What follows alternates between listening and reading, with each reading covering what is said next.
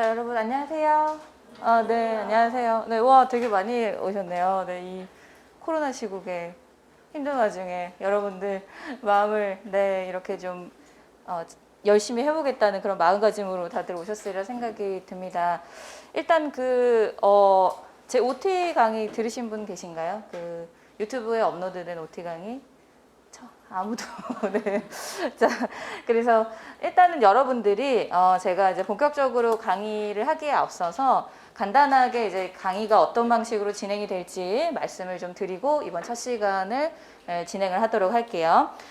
우선은 저는 송하라라고 하고요. 제 이름은 다들 알고 계시죠? 네, 송하라라고 하고 저의 뭐 컬이나 이러한 내용들에 대해서는 제가 OT 강의에 상세하게 찍어 두었으니까 저라고 하는 사람이 뭐 하는 사람이 어떤 사람인지 궁금하시다면은 유튜브에 한번 챙겨 보시기 바라겠고요. 짧게 제가 신경을 써서 찍었으니까 한번 꼭 챙겨 보시기 바라겠고, 일단은 이제 이번 시간에는 우리가 첫 시간이니까 간략하게 일단 진도도 나가야 되니 어떻게 우리가 이제 이 공무원 시험 국어 공부를 이제 공부를 하면 되는지에 대해서 이야기를 좀 해드리도록 하겠습니다. 그래서 우리가 여러분들 그 국어 시험이 몇 문제 출제되는지 알고 계세요? 20문제, 그렇죠? 예, 20문제가 출제가 되고요. 20문제. 그러면은 우리가 이제 총 이 20문제를 몇 분 안에 풀어야 될까요? 몇 분 안에? 20분? 진짜 기출문제 푸신 분 안 계시구나. 이번에 2021년 올해 국가직 9급 기출문제 푸신 분 계세요? 손 한번 들어볼게요. 몇 분 걸리셨어요? 20분 걸렸어요? 15분? 진짜로? 정말 15분에 몇 점 나왔어요? 네, 거기까지. 네. 다른 분은? 그러니까 이게 사실은 제가 왜 놀랬냐면, 왜 이렇게 설마라고 이야기를 했냐면, 우리가 이제 국어 문제가 총 20문제인데, 이 20문제의 최근의 경향이 우리가 이제 시험이 사실은 크게 두 가지, 우리가 국가직이랑 지방직 이렇게 이제 나누어서 이야기를 하지 않습니까? 근데 이제 국가직을 기준으로 이제 말씀을 드리면 얘는 약간 문법이 아직까지 21년의 국가직 같은 경우는 여러분들이 좀 힘들어하는 문법 파트의 내용들이 조금 많이 나왔어요. 근데 이제 얼마 전에 치러졌던 21년 지방직 시험 같은 경우는 그 비문학이 갑자기 많이 나왔어, 갑자기.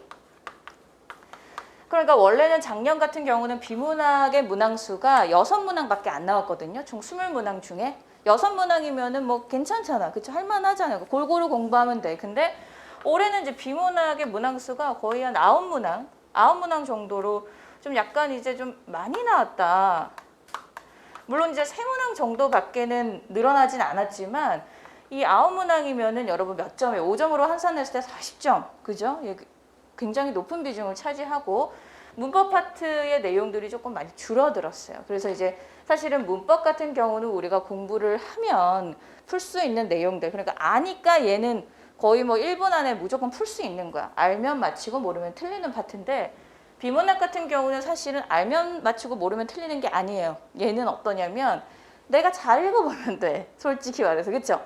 우리가 이제 비문학 공부에 대해서는 우리가 비문학 파트 진행을 할 때 어떤 방식으로 공부해야 될지에 대해서 제가 말씀을 드릴 건데 일단은 이제 얘는 좀 꼼꼼하게 잘 읽어봐야 되기 때문에 약간의 시간이 많이 필요해요. 시간이. 그러니까 어떻게 보면은 이제는 여러분들이 조금은 시간 안배를 조금 더 해야 되는 국어에서, 그러니까 영어도 그치 여러분들 시간이 좀 많이 걸리는데 이 국어도 조금 꼼꼼하게 봐야 되는 어떤 그렇게 시험 유형으로 가고 있다라고 좀 생각을 해주시면 좋겠어요. 그래서 제가 15분 안에 20분 안에 이거를 이전에는 문법이 좀 많이 나왔을 때는 20분 안에 충분히 풀 수 있었어요. 약간의 이제 좀 실력만 되면 20분, 25분 안에 충분히 풀 수 있었는데 올해 지방직 이후의 경향, 그러니까 작년 올해 국가직 7급 같은 경우 국어 문제가 PCS로 전환돼 그 이전에, 그러니까 2020년도 7급 문제 같은 경우가 올해 이제 바뀌었거든요. 7급 문제가 바뀌었는데 바뀌기 그 전년도 작년 7급의 국어 시험이 갑자기 이렇게 나왔어요. 비문학이 많이 출제가 됐어요. 그래서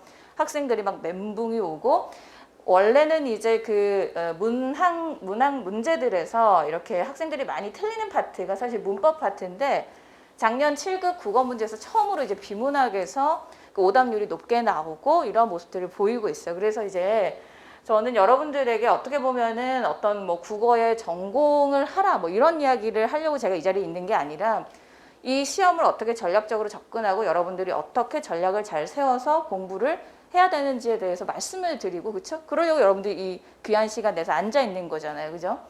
예, 그래서 일단은 비문학이 조금 이제 점점 강화되고 있는 유형으로 가고 있다라고 이 시험에 대해서 제가 간단하게 말씀을 드렸고, 상세한 이제 어떤 문항 분석 같은 경우는 제가 좀 전에도 말씀드렸던 것처럼 우리 OT 때 제가 자세하게 문항 분석 다 해두었으니까 좀 챙겨봐 주시기 바라겠고요. 자, 그러면은 오늘부터 이제 시작이 되는 우리 공감 국어의 커리가 어떤 방식으로 진행이 되는지 제가 말씀을 드릴게요. 일단은 이제 우리가 지금이 7월이잖아요. 예, 7월과 8월.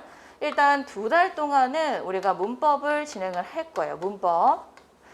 그래서 이제 말이 근데 문법이지, 사실은 여러분들이 이제 보면 알겠지만 저는 여러분들에게 뭐 모든 내용들, 모든 문법적인 내용들을 다 외우라라고 이야기를 하지 않아요.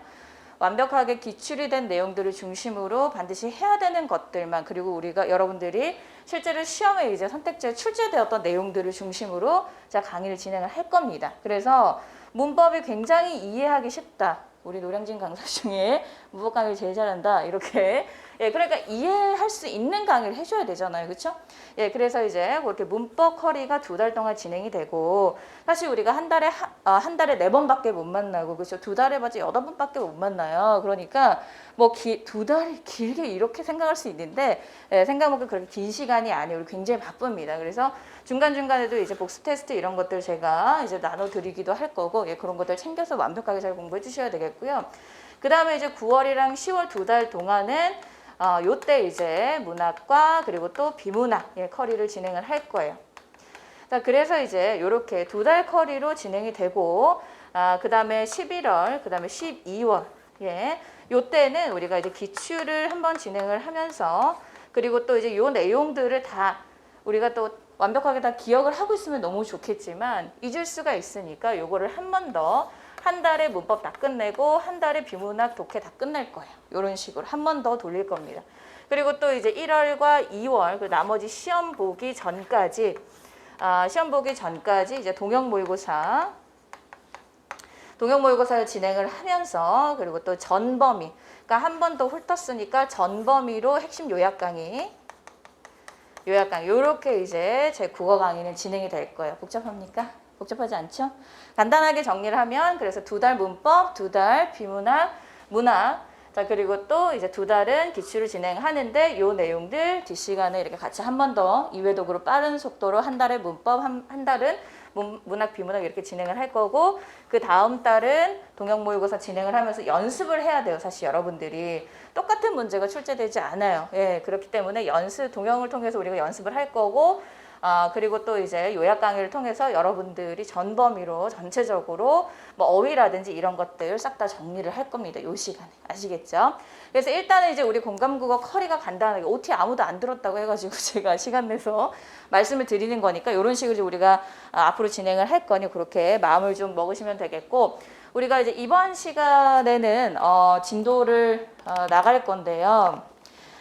일단은 교재는, 예, 공감국어 요 보라색 교재 다 가지고 계시죠? 예. 네, 요걸로 2달 동안 진행을 할 겁니다. 그래서 강의는 일단은 제가 강의를 진행을 하고, 여러분들 집에서 이제 아니면 개인적인 공간에서 반드시 복습을 하셔야 돼요. 요 내용은 아시겠죠? 예습보다는 복습이 굉장히 중요한 그러한 이제 파트가 문법 파트예요. 자, 그래서 그렇게 진행을 하시면 돼요. 책은 일단은 문학이랑 비문학의 교재는 요 시기 때 9월에 쓸 거니까 일단은 7, 8월 동안은 이 보라색 책만 들고 오시면 되겠습니다. 그리고 이 교재는 우리 대방고시에서만 판매를 하고 다른 사이트에서는 살 수가 없으니까, 교재가 필요하신 분들은 우리 대방에서 구매를 하셔서 강의를 들으시면 되시겠죠? 이 강의에 대해서 특별하게 궁금하거나 그러신 분들이 계시다면 나중에 개인적으로 또 찾아와서 질문해 주시면 되겠고요. 자, 그러면은 우리 본격적으로 이제 이번 첫 시간 언어와 국어 한번 해보도록 하겠습니다. 자, 교재는 10쪽이 되겠고요, 여러분. 예, 10쪽. 자, 강의를 하기 전에 일단 제가 말씀드렸어야 됐는데, 뭐 휴대전화나 휴대기기가 있으면은 다 가방에 좀 넣어주시기 바래요. 아시겠죠? 예, 그런 것들 올려놓지 마시고 다 집어 넣어주시고 쉬는 시간에 개인적으로 이렇게 찾아보시면 좋겠어요. 자, 네, 10쪽 먼저 같이 한번 보도록 하겠습니다. 10쪽. 자, 우리가 이제 이번 시간에 할 내용은 뭐 그렇게 말이 문법이라고 막 해서 어려운 내용은 아니에요. 예, 조금 이제 가벼운 마음으로 들으셔도 되는데 약간 여러분들이 이제 대학교 때 뭐 교양으로 들었던 뭔가 그런 느낌으로 들으셔도 돼요. 자, 언어와 국어, 그쵸? 예. 제목 자체가 언어와 국어 이렇게 나와 있으니까 약간 이제 뭐 가벼운 마음으로 들으셔도 되는데 좀 외워야 될 것들이 있습니다. 그것만 제가 이번 시간에 핵심적인 것들 찍어드리고 이번 시간은 마무리를 하도록 할게요. 자, 그래서 이제 언어의 본질이라고 하는 게 뭔가에 대해서 이제 같이 살펴볼 거고요. 자, 일단은 이제 우리가 언어라고 하는 것, 언어라고 하는 것이 뭔가 특정한 뜻을 특정한 음성으로 표현하자는 약속으로서 의사소통의 수단이다라고 되어 있어요. 여러분 여기에 밑줄 한번 그어줄게요. 제 교재에. 그러니까 여러분들이 이제 제 교재, 특히나 국어, 뭐 다른 과목도 마찬가지지만 원체 글자가 많아요. 글밥이 굉장히 많습니다. 그죠? 네, 그래서 형광펜을 들고 아주 잘하고 계시네. 형광펜을 들고 다니시면서 제가 밑줄 그으라라고 하는 거를 그어주시면 좋겠어요. 아시겠죠? 왜냐하면 우리가 이거 한 번 보고 끝낼 책이 아니거든요. 2번, 3번, 4번, 뭐 많으면은 2~3번은 봐야 되는 책이기 때문에 책에 아무 표시가 안 돼 있거나 아니면 그냥 대충 아무 생각 없이 그냥 손으로 줄줄줄 이렇게 밑줄을 그어 놓으면은 별로 표가 안 나요. 눈에 안 보여. 그러니까 이제 형광펜으로 좀 밑줄을 그어 주시면 눈에 잘 보입니다. 그렇죠? 희한하게 그래요. 네. 제가 공부할 때도 저도 형광펜으로 공부를 했어요. 원체 글을 많이 읽어야 되니까. 그래서 형광펜으로 밑줄 쫙 그어두면 되게 신기하게 그 글자가 이렇게 눈에 잘 들어와요. 저도 별로 시력이 좋지 않은데 그렇게 그어 놓으면은 어디가 뭐가 중요하다라고 한 게 잘 떠오르더라고요. 그래서 여러분들이 형광펜 없으신 분들은 이렇게 구매를 하셔서 형광펜으로 밑줄을 좀 한번 그어주시기 바라겠고요. 자, 어쨌든 그래서 언어는 목적 자체가 의사소통이에요. 언어의 목적이. 그러니까 우리가 이제 우리가 이제 신라시대 때 그 유행했던 문학 작품 뭐가 있죠? 뭐가 있어요? 네, 그쵸. 향가라고 하는 애 들어봤어요, 여러분? 여러분들의 수준을 지금 이제 테스트하는 거예요. 적극적으로 말씀해 주셔야 돼요. 실망을 주면 안 되죠, 이게. 저는 굉장히 기대를 가지고 지금 왔는데. 자, 향가라고 하는 거 이거 많이 들어보셨잖아요, 그죠? 예. 향가의 여러분 표기 수단이 뭐였어요? 향가의 표기 수단? 누가 향차라고 했지? 네, 맞아요. 향찰이라고 하는 표기 수단이 있었어요, 향찰.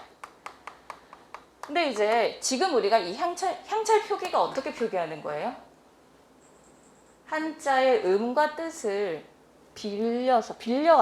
그러니까 이때 당시 신라시대 때는 우리 훈민정음이 있었어요, 없었어요? 없었어. 훈민정음 언제 만들어졌어요? 실망을 주지 마, 나에게. 네, 우리 훈민정음은 1443년, 이건 기본 상식입니다, 여러분.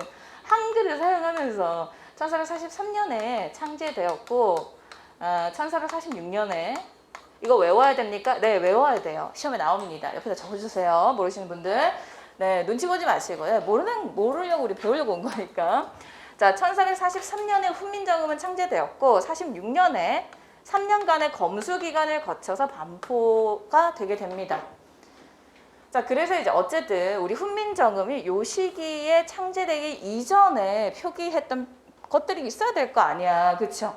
예, 그래서 이제 신라시대 때는 향가라고 하는 문학작품을 표기하기 위해서 한자의 음과 뜻을 빌려오는 향찰이라고 하는 표기가 있었어요. 예, 그러니까 이제 예를 들어서 그런 거죠. 어떤 거는 뜻을 빌리고 어떤 거는 막 음을 빌리고 그런 표기를 우리가 향찰 표기라고 하죠. 그러니까 예를 들어서 그러니까 어떤 것은 뜻을 빌리고 어떤 것은 음을 빌렸으니 그거를 표기한 사람은 잘 알겠지. 자기가 그렇게 썼으니까. 근데 그걸 읽는 입장에서는 그 의미를 잘 이해를 했을까요? 못하겠지. 얘가 뜻을 빌린 거야? 얘가 음을 빌린 거야? 예를 들어서 끝에 이제 예를 들어 우리가 뭐뭐 이다 할 때 이 다가 여러분 무슨 한자죠? 이 정도는 알잖아. 그죠? 나에게 실망을 주지 마세요, 여러분. 많을 다잖아요. 그죠? 자, 그러면은 얘가 많다라고 하는 이 뜻을 빌려온 건지 아니면 그냥 다라고 하는 이 소리를 빌려온 건지 쓰는 사람은 알겠지만 읽는 사람은 그거를 그 사람 머릿속에 들어갔다 나오지 않은 이상 모르잖아요. 그렇죠?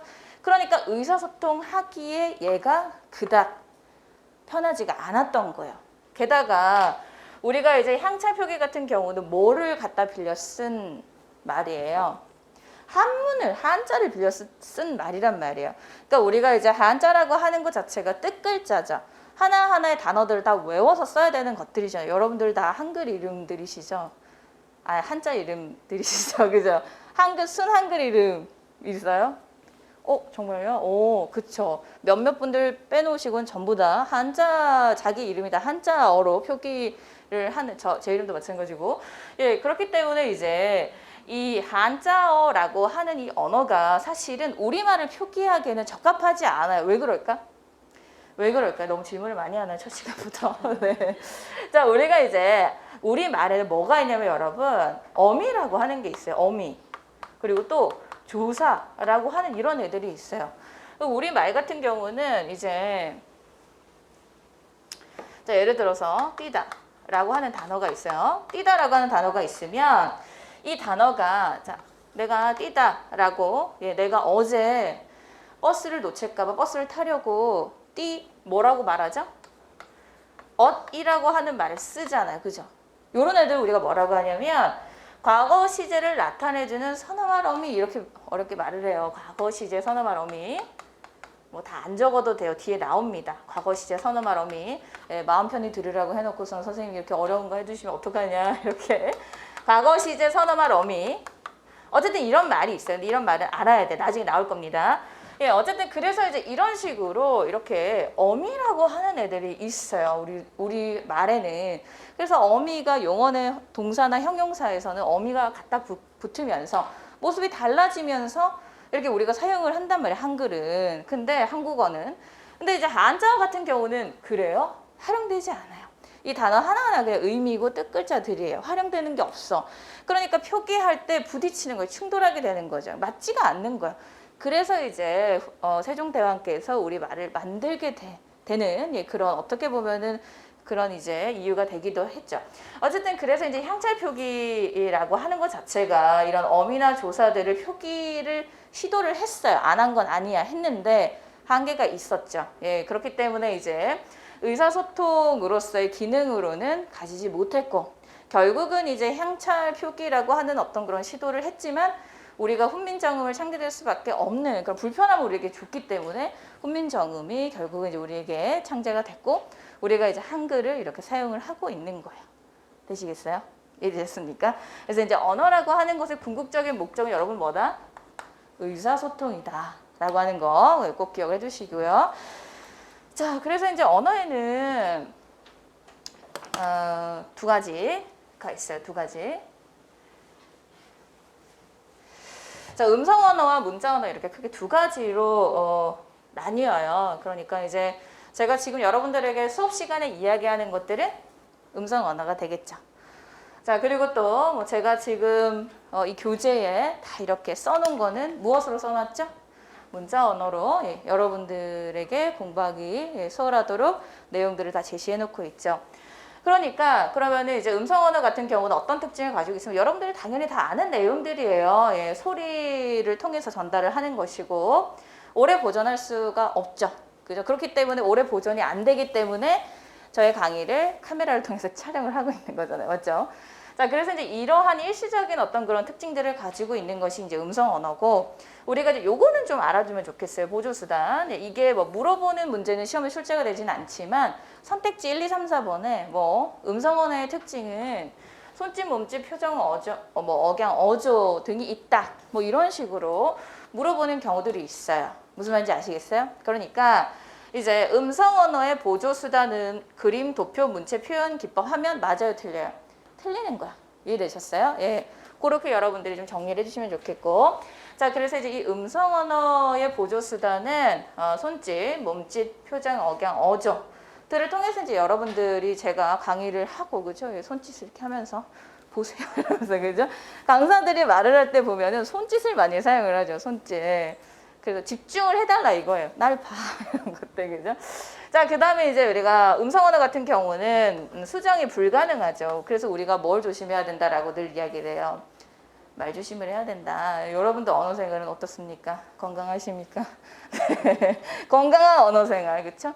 여러분들이 약간 그런 거 있어요. 수업을 시작하기 전에 나는 반드시 이 시험을 올해 합격할 것이다라고 생각을 계속 하시고 말을 내뱉을 때도 나는 올해 반드시 합격할 거야라고 하는 말을 되겠어? 라고 하는 걸 싹 지우고 반드시 난 합격할 거야 라고 자꾸 되새겨 보세요. 되새기시고 기도도 하시고 막 친구들한테 친구들은 굳이 만나실 필요는 없고 수험 생활할 때, 그죠?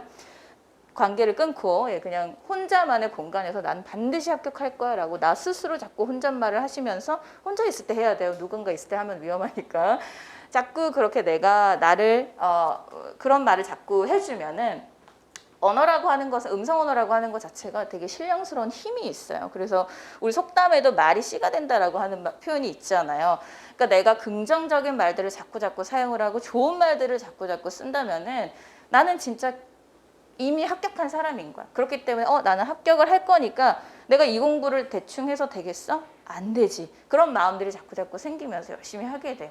그러니까 말 조심을 불가능하니까 수정이 불가능하다. 아시겠죠? 자, 문자 언어 같은 경우는 당연히 수정이 가능합니다. 삭제할 수 있어요. 악성 댓글 달고 악플 달고서 삭제할 수 있습니다. 그렇죠? 근데 여러분들 그거 아셔야 돼요. 유튜브에 댓글을 다시고 지워도 그 채널 운영자는 어떤 댓글이 달렸는지 다 볼 수 있어요. 그러니까 악플 같은 건 달지 마세요. 네, 여러분들에게 해당되는 말은 아닌데 이제 제가 이번에 지방직 문제 3번이 약간은 좀 오류가 있었어요. 여러분들 그 문제 안 풀어보신 분들이 많으셔서 그런데 꼭 좀 풀어보시고요. 근데 왜 안 푸시고 시험 공부를 하시겠다고 앉아 계시는 걸까요? 자, 어쨌든 그래서 이제 그 문제에서 오류되는 문제가 한 문제가 있었고, 저는 국어 강사이기 때문에 문제가 옳은지 그른지를 반드시 명확하게 판단을 해서 정답을 제시해야 되는 사람이잖아요. 나는.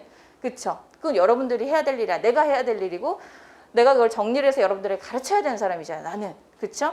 게다가 여러분들은 국어를 전공하는 사람들이 아니라 이 공부는 어떻게 보면은 그냥 필요에 의해서 하는 거고 정답이 필요한 공부잖아요.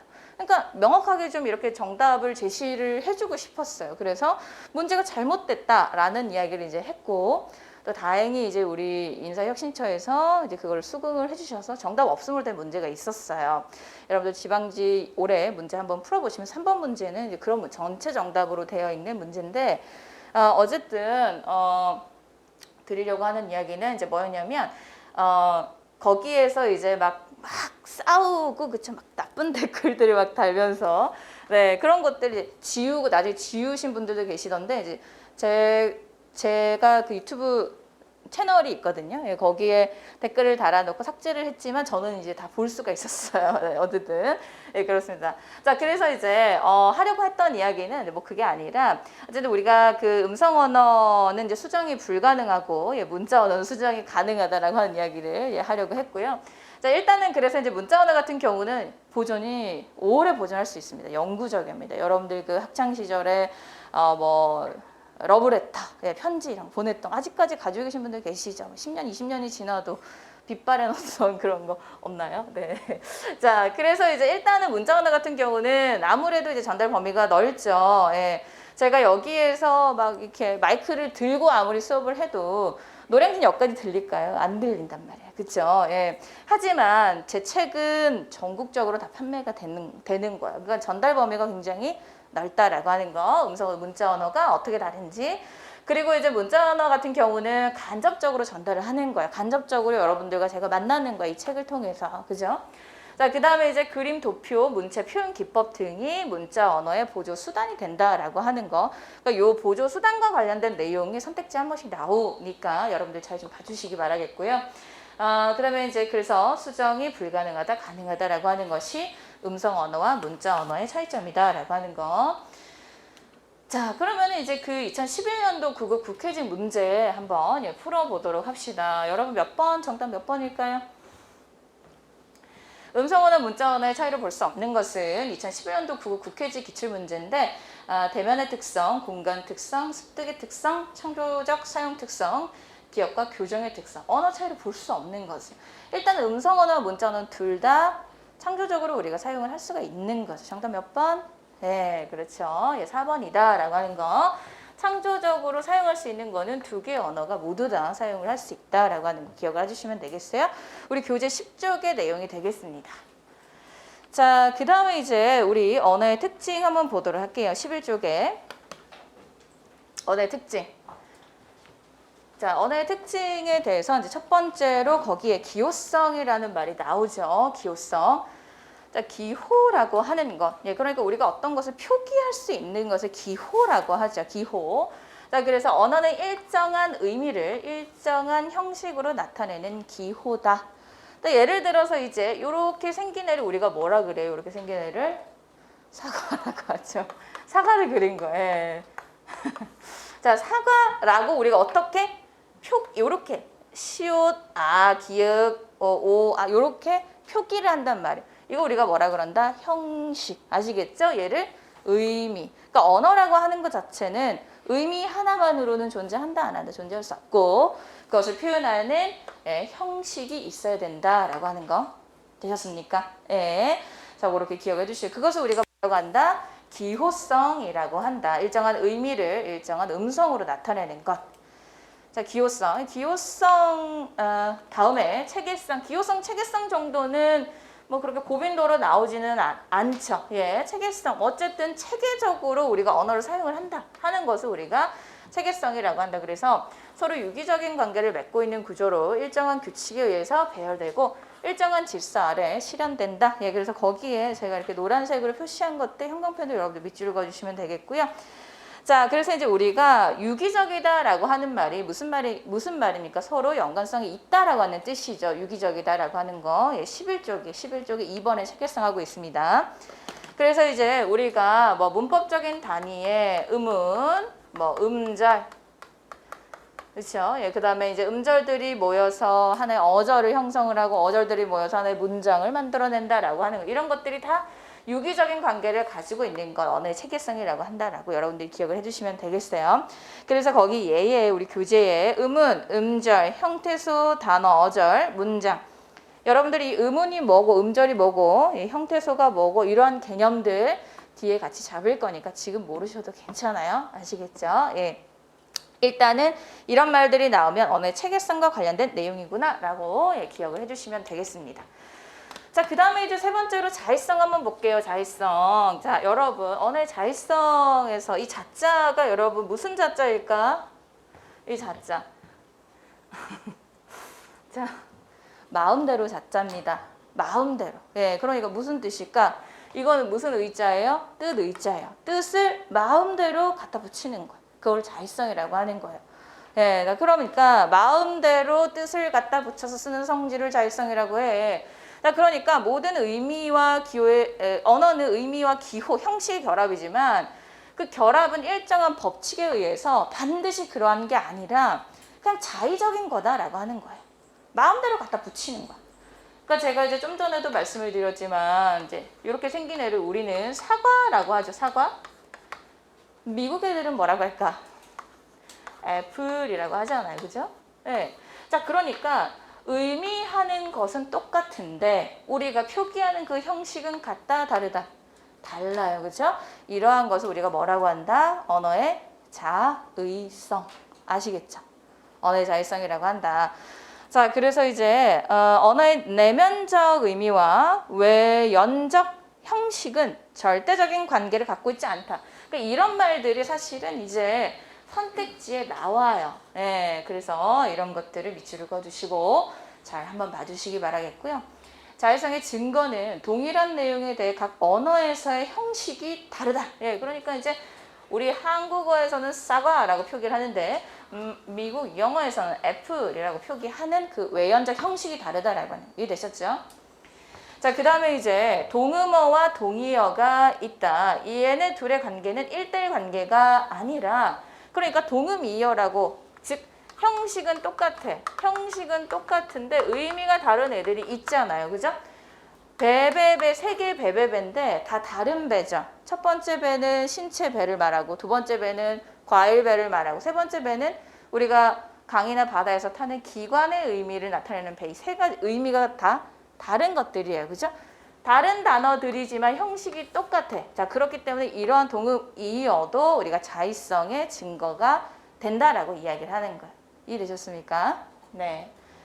자, 그 다음에 이제 언어는 형식과 내용의 변화가 동시에 나타나지 않고 따로따로 일어난다. 언어의 역사성 역시 자의성의 증거가 된다. 역사성이라고 하는 건 잠시 후에 할 건데 역사라고 하는 게 뭡니까? 1910년, 1920년 역사 같습니까? 다릅니까? 물론 이제 우리만의 어떤 그런 역사적인 특수성이 있기 때문에 10년대 역사와 20년대 역사가 각각 다르게 여러분들 공부하잖아요. 한국사 시간에. 맞죠? 그래서 이제 즉 그 말은 역사라고 하는 것 자체는 늘 똑같지 않고 변화한다라고 하는 거예요. 그렇죠? 언어도 마찬가지. 변화하고 바뀌는데 그 의미가 이제 뭔가 꼭 정해져 있으면 바뀌지 않아야 되잖아. 그렇죠? 근데 이제 정해져 있지 않으니까 바뀐다라고 해서 자의성의 증거가 된다라고 말하는 거예요. 무슨 말인지 이해되셨습니까? 그렇게 이해를 하면 돼요. 예. 자, 그래서 이제 자의성, 시험에 잘 나오면, 언어의 특징에서 나오면 이 자의성 나올 수 있으니 여러분 잘 정리를 해주시기 바랍니다. 언어의 자의성. 자자가 여러분 무슨 자자? 마음대로 자자. 아시겠죠? 그래서 자의성의 증거로 보는 것들이 뭐다? 동음, 이어, 그리고 또 뭐다? 언어의 이 역사성, 의미가 따로따로 바뀐다. 되시겠죠? 자, 그 다음에 이제 우리 사회성에 대해서 한번 보도록 하겠습니다. 우리 인간이라고 하는 존재는 사회적 동물이다. 이런 말 여러분 많이 들어보셨죠? 사회적 동물이기 때문에 우리가 사회적 동물이다라고 하는 것은 즉 약속을 지키는 어떤 그런 존재. 즉 그러니까 운전을 할 때 초록불, 요즘은 여러분들 초록불이라 그래요? 파란불이라 그래요? 파란불이 무슨 말인지 알아들어요. 파란불은 잘못된 말이에요. 선생님 손 들어보세요. 저는 초록불이라고 하는데요. 손 들어보세요. 나이가 좀 어리신 분들이죠. 그죠? 저는 파란불 저는 어색하지 않습니다. 손 들어보세요. 그죠? 나이대가 좀 있으신 분들이죠. 이게 제가 어떻게 할까요? 네, 이게 이제 저는 뭐 계속 이제 언어와 관련된 연구를 이제 여러분들 강의를 하지만 언어와 관련된 연구도 계속 하고 있기 때문에 이게 이제 나이대가 어린 연령으로 갈수록 초록불이라고 하는 말을 쓰고 파란불이라는 표현을 안 쓴대요. 너무 신기하죠? 저는 초록불이라고 하는 말을 쓰지 않은 세대이고 파란불엔 건너야 돼 이런 말을 했던 세대예요. 그래서 제가 이제 초등학교 조카한테 파란불일 때 건너야지. 아니 고모 저 초록불이야 이렇게 이야기를 하더라고요. 그래서 이제 그때 제가 언어가 좀 다르구나라고 하는 생각을 했는데 어쨌든 우리가 파란불일 초록불일 때 건너야 된다라고 하는 거, 빨간불일 때는 건너지 말아야 된다라고 하는 것이 뭡니까? 우리끼리 약속을 한 거죠. 사회적인 약속. 그걸 어겼을 때 무슨 일이 일어나? 사고가 나겠죠. 그렇기 때문에 우리 약속을 지켜야 돼. 그래서 인간이라고 하는 존재를 사회적 존재다라고 말하잖아요. 언어도 그런 특징을 가지고 있어요. 언어라고 하는 것 자체가 문화의 일부예요. 그래서 이제 신어라든지 이런 것들에 대해서 아직까지 연구가 굉장히 활발하게 하고 있는데 어쨌든 이 사회적 모든 언어는 사회적 약속이기 때문에 한 개인이 마음대로 바꾸거나 만들 수 없다라고 하는 것이 언어의 사회성입니다. 거기 밑에 이제 나와 있는 11쪽에 밑에 나와 있는 여러분 예문을 한번 읽어보세요. 예문 한번 읽어보시기 바랍니다. 한 1분 정도 시간을 드리도록 할게요. 1분? 자, 읽었는데 무슨 말인지 이해가 잘 되시는 분 손 들어보세요. 이해가 잘 되세요? 정말 겁나 이해가 잘 돼. 너무 잘 썼네 글을. 어쩜 이렇게 일필휘지로 후려 갈겨서. 그게 아니라 대부분 분들이 무슨 말인지 잘 이해가 안 되시죠? 그죠? 이해가 안 돼. 뭔 소리야 이러신 분 대부분이다. 그쵸? 그 이유가 왜 그럴까? 지금 이 사람이 무슨 짓을 하고 이 그라고 하는 애가 뭔 짓을 했어요? 자, 침대를 지 마음대로 그림으로 바꿔 부르고 또 뭐 그림 속에 누워 있어서 의자를 뭘로 바꿔 불었어? 자명종으로 지 마음대로 바꿔 불렀어요. 나 자명종에 앉아. 무슨 말인지 못 알아. 자명종이 어디 있어요? 그렇지 않아요. 그죠? 그러면은 지금 얘가 그래서 여러분들이 이제 이걸 읽었을 때 물론 맥락을 이해를 하셨겠죠. 맥락을 이야기를 한 거고 실제로 만약에 그러니까 이게 자기 마음대로 갖다 불렀기 때문에 사실은 그 의미를 파악하는 게 쉽지가 않았잖아요. 그렇죠? 그래서 이제 자명종에 앉아서 두 팔을 책상에 어쩌고 저쩌고 마지막 문장 보죠. 그 남자는 아침에 그림에서 일어나 옷을 입고 양탄자 옆에 자명종에 앉아 그 다음에 무엇을 부를까 곰곰이 생각하고 있다. 도대체 뭔 문장인지 우리가 알 수가 없는 문장이 돼버린 거예요. 마지막 문장이. 그럼 이 사람은 어디에 어긋난 짓을 한 것? 언어에 그렇지. 언어의 무슨 성? 사회성에 어긋난 짓을 한 거다. 자, 그러면 이 예시가 시험에 딱 하니 나오면 무슨 성과 관련된 내용이다? 사회성과 관련된 내용이다. 되시겠죠? 예. 자, 그래서 그 내용을 제가 왜 갖다 붙였을까? 시험에 자주 나오는 제시문이니까 여러분들이 잘 기억해 주시기 바랍니다. 자, 밑에 여러분 11쪽에 언어는 거기 한자 여러분 읽어보세요. 언중들의 사회적 계약물이다. 소시르라고 하는 언어학자가 있어요. 언어를 이야기를 할 때 이 소시르를 빼놓고는 이야기를 할 수는 없습니다. 근데 이제 우리들은 여러분들은 사실 국어를 전공하시는 분들이 아니라 이 시험을 잘 치러내기 위한 공부를 하시는 분들이기 때문에 간단하게 제가 한번 가져와 봤고요. 언어의 사회성이다 라고 한다라고 하는 거 기억을 해주시면 되겠어요. 자, 그 다음에 이제 여러분 우리가 다섯 번째로 역사성에 대해서 자, 우리가 역사성 하면 같이 가는 기억을 떠올려야 되는 게 자율성이다라고 우리가 좀 전에 같이 살펴봤죠. 모든 언어는 항상 고정 불변하는 것이 아니라 시대와 환경에 따라 생성, 변화, 여러분 여기에 밑줄을 그어둘게요. 자, 새로 생기기도 하고 바뀌기도 하고 없어지기도 한다. 우리말도 마찬가지죠. 지금 사용하지 않는 말들 굉장히 많이 있잖아요. 그죠? 그런 것들을 고어 또는 사어라는 표현을 쓰죠. 자, 그래서 이제 이렇게 언어라고 하는 것 자체가 시대와 환경에 따라서 바뀌는 것을 우리가 언어의 무슨 성? 역사성이라고 한다. 거기 밑줄을 좀 그어둘게요. 의미가 예전에는 그래서 이제 어여쁘다라고 하는 거 너무 많이 했죠. 예, 불쌍하다, 예쁘다. 불쌍하다 해서 예전에는 지금은 우리가 예쁘다라고 하는 의미가 이제 달라지게 된 거. 어리다라고 하는 건 예전에 어리석다라고 하는 의미에서 지금은 나이가 어리다라고 하는 의미로 의미 변화가 일어나게 된 거예요. 거기 이제 제 교재의 12쪽에 형식의 변천에 마잠, 마암 그게 지금은 우리가 마음으로 표기하게 되는 이러한 모습도 우리가 뭐라고 한다? 언어의 역사성과 관련된 예시들이다라고 하는 거 꼭 기억을 해두시기 바랍니다. 그러니까 시험의 출제는 어떤 방식으로 되는지 약간 지금 감이 오세요? 그러니까 이런 예들을 나열해 놓고 다음 예시와 관련된 언어의 특성으로 옳은 거 옳지 않은 것 이런 식으로 출제가 된다는 거야. 그러면 이제 요 내용이 나오거나 밑에 나와 있는 형식과 관련된 내용이 나오면 무슨 성? 언어의 역사성이 정답인 걸로 여러분들 찾으면 되는 거예요. 이해되셨죠? 자, 그렇습니다. 그래서 이제 역사성이다, 바뀐다라고 하는 거 기억을 해주시면 되겠고요. 자, 그 다음에 분절성 한번 볼게요. 분절성 여섯 번째. 자, 분절성이다라고 하는 것은 사실은 이제 여러분들 그 작년 2020년 12월 31일 11시 59분 59초? 어디 계셨어요? 집에 다들 계셨죠? 그렇죠. 우린 다들 집에 있어야 되는. 그렇죠.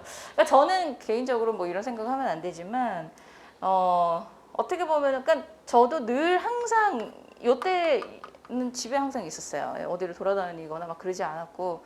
그렇죠. 굉장히 이제 뭔가 조용하고 뭔가 네, 어쨌든 요 시기에 사람들은 어디가 있어요? 막 그렇죠. 새해를 맞이한다라고 해서 막 여기저기 막 모여 있고 그 종치는 종각에서 종치는 소리를 들으려고 그렇죠. 우리가 이제 요 시기를 뭐라고 해요? 송구영신이라는 표현을 쓰죠. 묵은해를 보내고 새해를 맞아들인다라고 하는 요 시기, 요 시간이랑 2020년 12월 31일 11월에 11시 59분 59초와 2021년 1월 1일 00시 00분 01초 00초 1초 차이죠. 001초 차이죠. 그죠?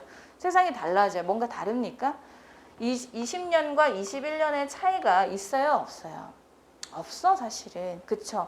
없는데 그러면 우리가 시간으로 이렇게 나누어서 우리가 이제 그냥 이때부터 그냥 2020년이라고 하자. 여기까지 20년이라고 하고 여기서부터 21년이라고 해. 라고 약속을 한 거죠. 그죠? 어떻게 보면은 나눈 거야. 분절한 거야. 예, 그래서 이제 이러한 얘들, 즉 뭔가 연속되어 있는 것들을 어떤 우리가 이제 나누어서 표현을 하는 것, 이것을 우리가 언어의 분절성이라고 해요. 아시겠죠? 예, 그래서 이제 송구영신의 예가 예문에 만약에 출제가 되면 무조건 언어의 무슨 성? 분절성으로 외우셔야 돼요. 아시겠죠? 자, 그 다음에 또 하나의 예가 더 있어요. 여러분들 그 예전에는 무지개색이다라고 하면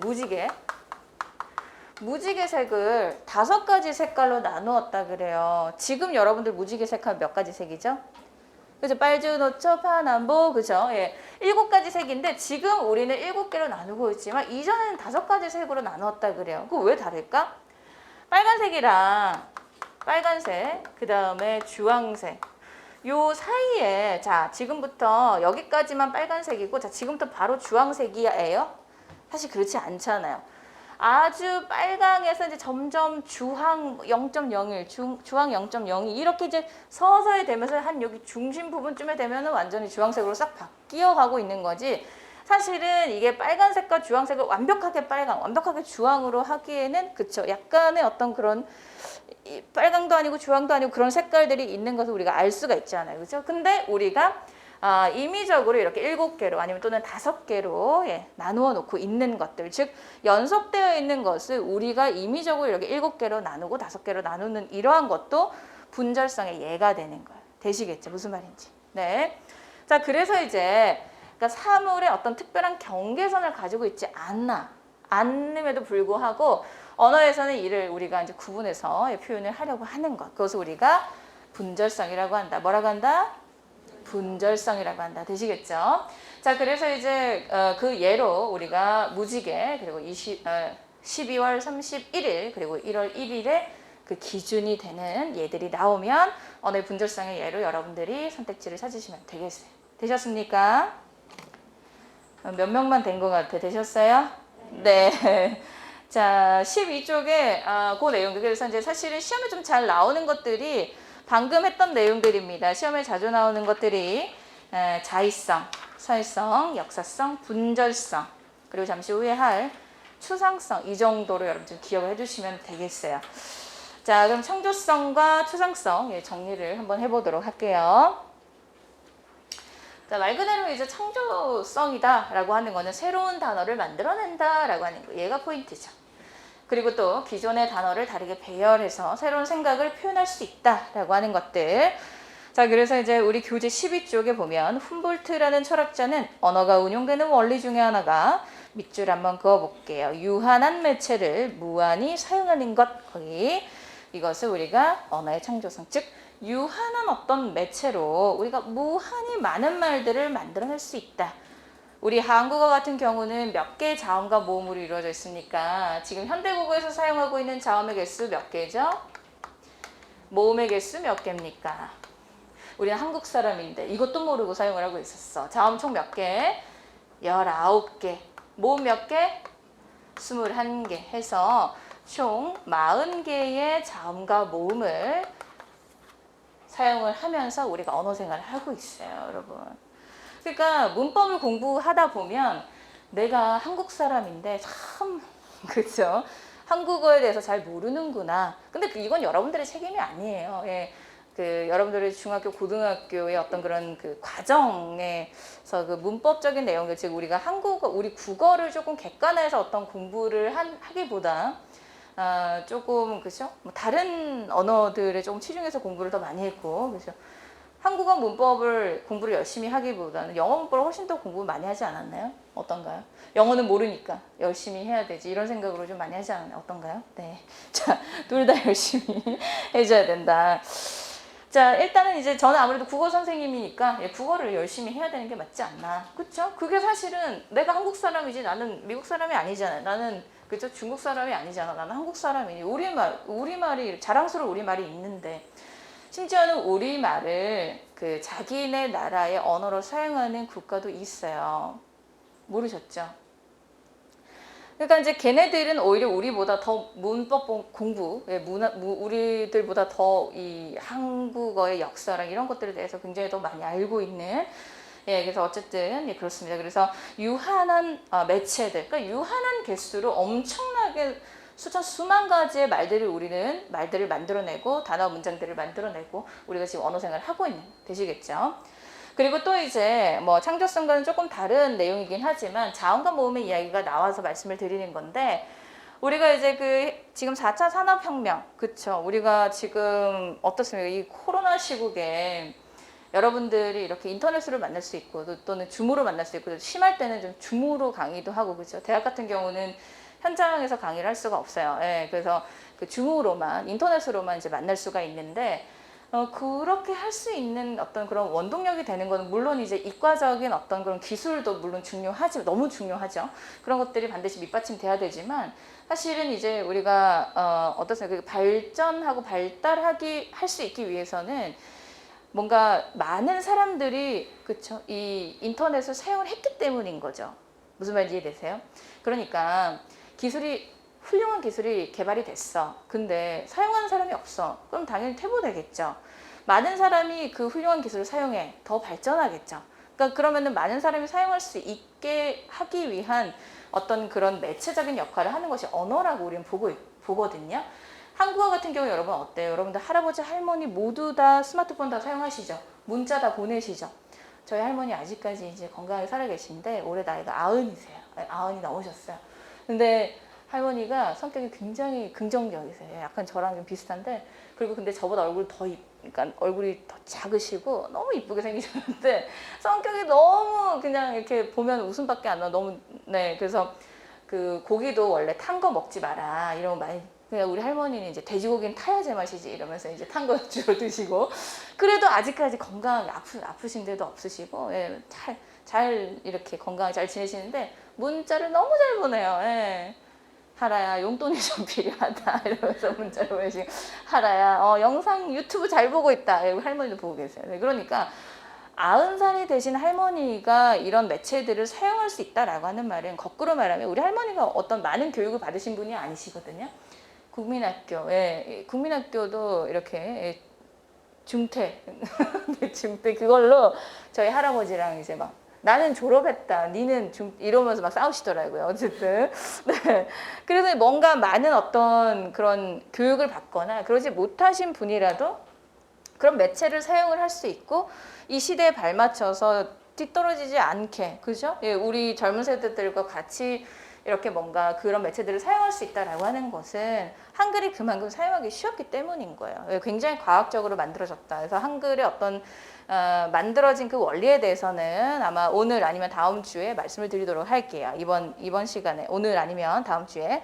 그래서 여러분들은 이제 이게 무슨 우리가 한국 사람으로서 우리말을 사용하는 사람으로서 과연 우리가 어떻게 우리말을 아끼고 사랑해야 될지에 대한 어떤 맹목적인 어떤 그런 애국심을 가지라라고 하는 것이 아니라 왜 우리말이 훌륭한지를 알면 그거를 여러분들이 우리가 그쵸 뭔가 근거가 있고 합리적이면 모든 사람에게 이렇게 다 설명을 해줄 수 있고 그죠 다른 외국인들 즉 우리말을 모르는 외국 사람들에게도 이 한국어가 이렇게 훌륭한 언어다라고 하는 거를 이야기를 해줄 수 있으니까 그래서 말씀을 드리는 그래서 창조성이다라고 하는 것은 이렇게 적은 수의 의문들로 많은 글자들을 만들어낼 수 있다라고 하는 것이 언어의 창조성과 관련된 내용이다라고 하는 거 되시겠죠 여러분? 네. 자, 그 다음에 여러분 우리 추상성. 예. 추상은 일단은 말 자체가 좀 어려워요. 예, 어렵죠. 무슨 말인지 모르겠죠. 얘는 한자어로도 별로 상관이 없는 말을 이제 이렇게 갖다 붙여놨는데 어쨌든 이제 그 추상이라고 하는 이 말은 어떤 이제 이렇게 각각의 개별적인 개념들을 하나로 묶어서 표현할 수 있는 것을 추상성이라고 하는 거예요. 고등어, 꽁치, 명태, 갈치, 조기, 뱀장어 얘네 다 묶어서 우리가 뭐라고 표현할 수 있다? 물고기, 뭐 어류 이렇게 표현할 수 있는 거잖아요. 그러니까 이렇게 한 단어로 묶어서 표현하는 것을 추상성이라고 한다. 즉 추상성이다라고 하는 말은 야, 너 말 너무 추상적으로 하지 마. 이런 말 여러분 평상시 언어 생활하실 때 추상적 이런 말 쓰나요? 안 쓰시죠? 네. 근데 이제 추상적이다라고 하는 말은 그냥 머릿속에 두루뭉술하게 그냥 떠오를 수 있는 정도의 말, 구체적이지 않은 말, 이 정도의 개념 머릿속에 있죠. 그 정도로 이해를 하시면 돼요. 그러니까 왜 두루뭉술 하겠어요? 얘네들을 다 아우를 수 있어야 되니까. 무슨 말인지 아시겠죠? 그래서 이러한 각각의 개별적인 개념을 한 대로 묶는 것을 우리가 추상성이다라고 한다. 그렇게 이해를 해주시면 되겠어요. 그래서 추상성이라고 하는 이 단어가 말이 어려워서 뭐 괜히 혼자서 막 고민하고 계신 분들 많으시던데 그런 말들에 집착하실 필요 없어요. 아시겠죠? 그리고 이제 제가 문법을 강의를 진행하면서 이제 급한 마음에 바로바로 강의를 진행을 했는데 일단 여러분들이 이 문법 강의를 끝까지 처음부터 끝까지 잘 하기 위해서는 한 가지 필요한 게 있어요. 바로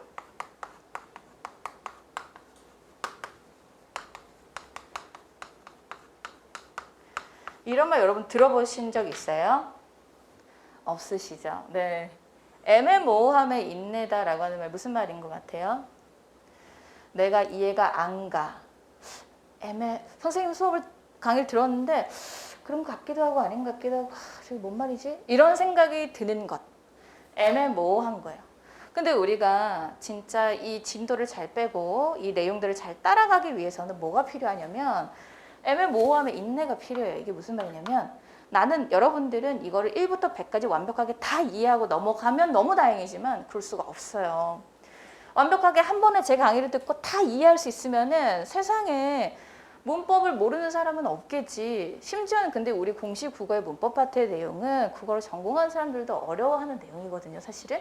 그러니까 지금은 어려운 내용은 아니지만 뒷부분을 가면 갈수록 어려워요. 특히나 규범이나 이런 것들 할 때는 거의 뭐 멘붕이 옵니다. 이게 도대체 내가 약간 이제 앉아 있어야 하는 그 어떤 그런 그쵸 내가 왜 여기에 앉아 나는 어디고 여기는 나는 누구고 여기는 어디고 뭐 그쵸 나는 왜 여기 앉아 있고 뭐 갑자기 현타의 시간이 오면서 어떤 그런 순간이 와요. 네, 좀 이제 한번 공부를 해보셨던 분들은 너무나도 잘 아시겠지만 우리는 그걸 인내를 해야 돼요.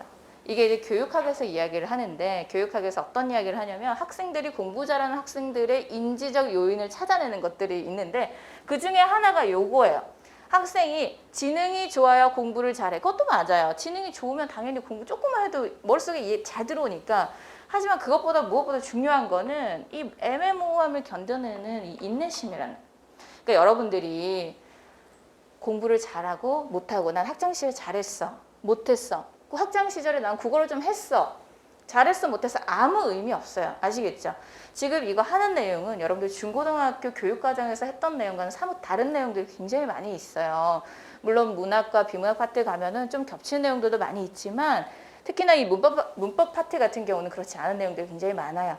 지금까지 했던 내용들은 그래도 중고등학교 때 한 번쯤은 했던 수월한 내용들이라 이해가 잘 되겠지만 뒷부분을 갈수록 그렇지 않은 내용들이 많아요. 그래서 제가 당부드리고 싶은 거예요. 애매모호함을 인내를 하셔라. 그리고 질문하시는 거 보면은 기본도 안 돼 있으면서 선생님 이거는 왜 이런 거죠? 이렇게 막 마치 그죠?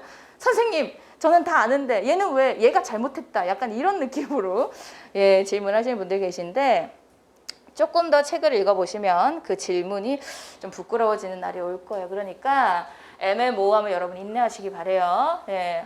이거 왜 모르겠지? 이거 특히나 이거는 또 어디 가면 이런 현상이 많이 나타나냐면 비문학 독해 풀이할 때 가면은 이런 분들이 많이 계세요. 선생님 제가 생각할 때는 이 문장이 맞는 것 같은데 왜 이게 답이 아니죠? 네. 아시겠죠? 나의 생각을 배제하고 출제자가 무엇을 정답을 원하는지 나의 생각은 배제한 채 나는 아무것도 모르는 사람으로 1부터 100까지 송하라 공감국어 시간에 선생님이 하는 이야기가 무엇인지 공무원 시험에서 어떤 내용이 출제가 되고 이 파트는 이렇게 공부하면 된다라고 하는 것을 자꾸 생각을 하셔야지 내가 생각했을 때는 내가 학창시절에 배운 건 이게 아니 이렇게 하시면 안 된다는 아시겠죠? 애매모호함을 인내를 하시면서 앞으로 우리 힘든 이 시간들을 좀 잘 견뎌보시기 바랍니다. 그래서 이제 그 추상성이라고 하는 내용에 대해서 제가 설명을 드렸고 추상성이라고 하는 말 이제는 뭔지 잘 알겠죠? 네? 아시겠죠? 네. 감사합니다. 자, 그럼 여러분 우리 13쪽에 문제 하나 풀어볼까요? 자, 2011년 서울시 교인 7급 문제가 되겠습니다.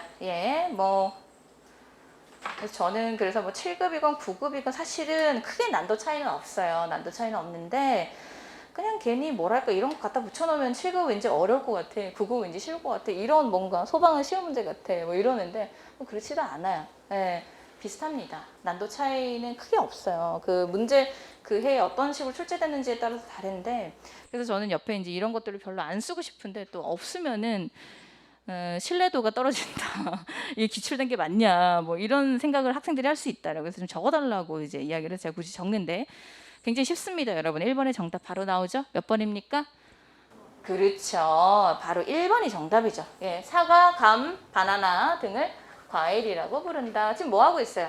과일이라고 묶어서 표현을 해주고 있죠. 그래서 정답은 1번. 자, 2번에 얘는 무슨 성과 관련된 걸까? 바뀌었어, 의미가. 언어의 무슨 성? 그렇죠. 역사성. 한 명만 대답했어요. 자, 그 다음에 3번에 인간의 언어는 사랑, 평화 등의 추상적인 관념까지 자유롭게 표현할 수 있어. 이건 뭐가 관련된 걸까요? 언어의 창조성 되시겠죠? 예, 자유롭게 표현할 수 있다. 그 다음에 4번은 배는 여러 가지 뜻을 가진 다이어이다. 이거 뭐 여러분 뭐? 그렇죠. 언어의 자의성. 이렇게 정리하시면 되겠어요. 이해되셨습니까, 여러분? 네. 자, 그 다음에 3번 문제. 자, 14쪽에 3번 문제, 3번, 4번 문제 두 문제 풀어보고 우리 이번 시간 마무리 좀 하도록 할게요. 10분 쉬었다 가도록 하겠습니다. 1분 시간 드릴까요? 네, 1분 시간 드릴게요. 3번과 4번 한번 풀어보세요. 금방 풀리죠, 여러분? 2013년도 9급 9까지 2019년도 서울시 9급 2차 문제. 아무래도 이제 그 언어의 특징과 관련된 쉬운 내용이지만 이렇게 한 번씩 출제가 됩니다. 그래서 20년도, 21년도에는 특성과 관련된 내용이 출제되지는 않았는데 그래도 22년에는 예, 또 나올 가능성이 있으니까 마무리를 잘 해주시기 바라겠고요. 3번과 4번 한번 풀어보고 우리 좀 쉬었다가 하도록 할게요. 어떻습니까? 일단 바로 나오죠? 예, 3번 여러분. 자, 쪼갠다 라고 하는 포인트, 그죠? 그리고 또 뭐라 되어 있어요? 외부 세계 표현할 때 연속적으로 이루어져 있는 것을 불연속적인 것으로 끊어서 표현해. 되시겠죠? 뭐? 그렇죠. 무지개 바로 나왔죠. 그죠? 예, 무지개, 송구, 영신, 12월 31일 이런 예들이 나오면 분절성 무조건 이렇게 답 찾으시면 되겠고 너무 쉽죠? 예. 그러니까 이렇게 공부를 하지 않고 그냥 여러분들이 직관으로 문제를 푼다면 어려워요. 이런 게 헷갈린단 말이에요. 헷갈려. 예. 근데 이렇게 이제 팁들이 다 있으니까 잘 정리해 주시면 충분히 풀 수 있고요. 자, 그 다음에 이제 4번 문제 어떻습니까? 언어의 특성이 잘못 짝지어진 거 1번. 방송은 석방에서 못 올 의미 변해서 이거 여러분 뭐죠? 그렇죠. 역사성. 그 다음에 나는 밥이라는 의미를 말소리 밥을 내 맘대로 바꾸어서 뭐예요? 무슨 성? 그렇죠. 사회성, 약속. 내 마음대로 바꾸면 안 되는 거. 사회성에 어긋난 짓을 한 거죠. 그 다음에 다에 종이가 찢어졌어 라고 하는 말을 배운 아이는 책이 찢어졌어 라는 새로운 문장을 만드는 무슨 성? 그렇죠. 창조성. 자, 라의 오늘이라는 의미를 가진 말을 한국어에서는 오늘, 영어에서는 today. 이건 뭘까요, 여러분? 그렇죠. 자의성. 자, 그러면은 적절하지 않은 것은 잘못 짝지어진 거 답? 4번. 바로 찾아지죠? 자, 여러분, 예, 문제 푸시는 거 보니까 오늘 첫 시간, 예. 첫 시간들의 눈빛들은 다들 살아계십니다. 이 눈빛을 여러분들 잘 기억을 하시고 오늘 뒷시간 끝까지 이 눈빛의 기운을 저에게 주시기 바라겠고요. 우리 좀 10분 쉬었다가 하도록 하겠습니다. 아시겠죠?